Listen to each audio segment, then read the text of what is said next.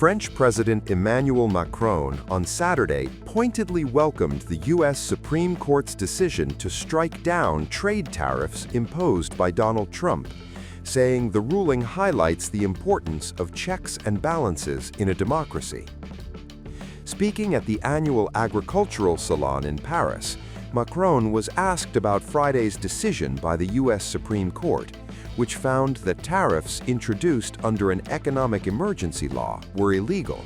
"It is not bad to have a Supreme Court and therefore the rule of law," Macron said. "It is good to have power and counterweights to power in democracies." His remarks, delivered calmly but with clear emphasis, underscored Europe's long-standing view that institutional guardrails are essential in trade and governance. Despite the court's ruling, Trump has since introduced a new 10% global tariff under a different legal authority. Therefore, effective immediately, all national security tariffs under Section 232 and existing Section 301 tariffs, they're existing, they're there, remain in place, fully in place, and in full force and effect. Today, I will sign an order to impose a 10% global tariff under Section 122, over and above our normal tariffs already being charged. And we're also initiating several Section 301 and other investigations to protect our country from unfair trading practices of other countries and companies. Macron said France would carefully examine the consequences of the new measure and adapt accordingly. He stressed that France intends to continue exporting its products, including agricultural goods, luxury and fashion items, and aeronautical equipment, to the United States and other markets. Macron also called for a calm and measured approach to trade tensions. The fairest rule in international commerce, he said, is reciprocity, not being subjected to unilateral decisions. His message was clear. Trade relationships should be stable, predictable, and balanced, anchored in the rule of law, not sudden executive moves. In a stunning decision, the U.S. Supreme Court has dealt a major blow to President Donald Trump's trade agenda. In a 6-3 ruling, the justices declared that Trump exceeded his authority when he imposed sweeping global tariffs under a law designed for national emergencies, not trade wars.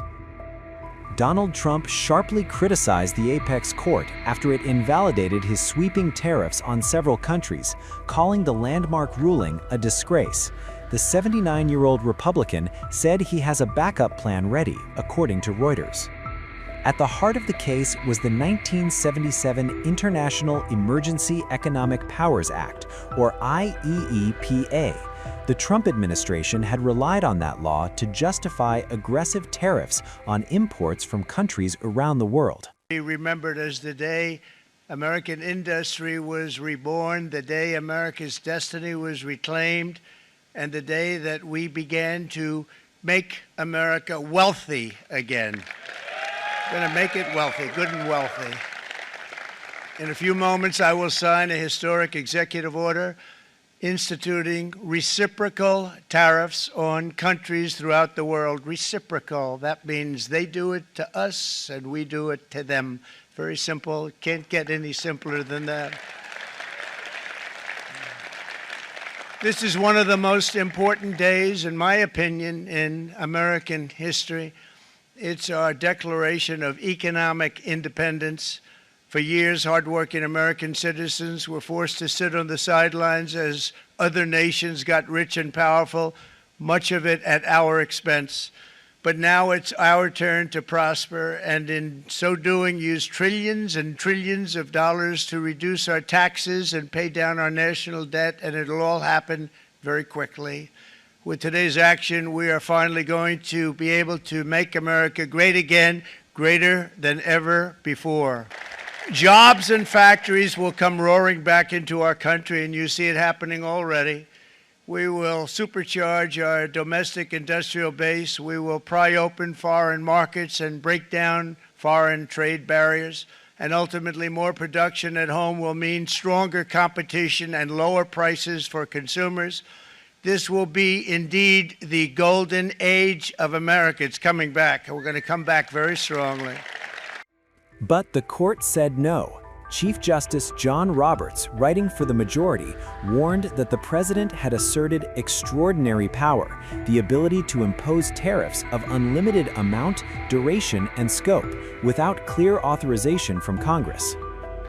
The administration points to no statute, Roberts wrote, in which Congress has previously said that IEEPA could apply to tariffs.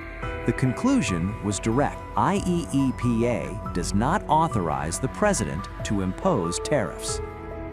Struck down are the country-by-country reciprocal tariffs, including rates as high as 34% on China and a 10% baseline on many other nations. Also overturned, a 25% tariff on certain goods from Canada, China, and Mexico, which the administration had tied to concerns over fentanyl trafficking. And the international agencies are reporting that the Supreme Court has struck down the tariffs that were imposed by Donald Trump. As a CEO, I'm not sure what your position is on this matter. Yes, we will carefully review the resolution, and then we'll gladly provide our opinion.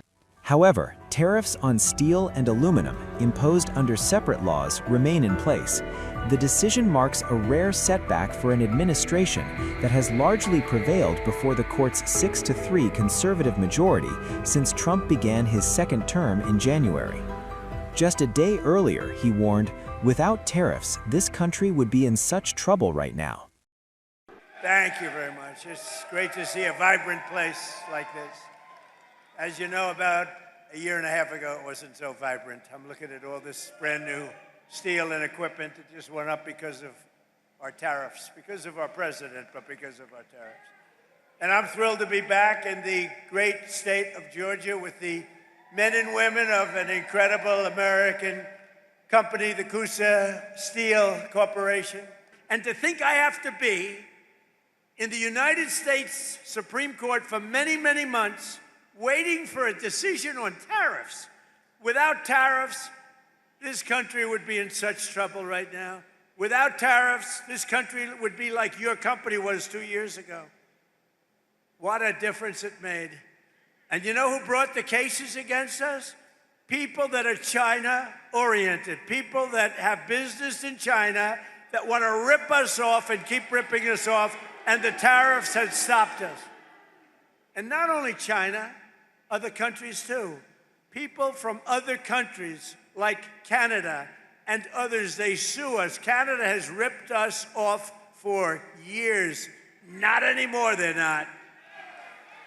And I'm waiting for a decision from the Supreme Court. Can you imagine?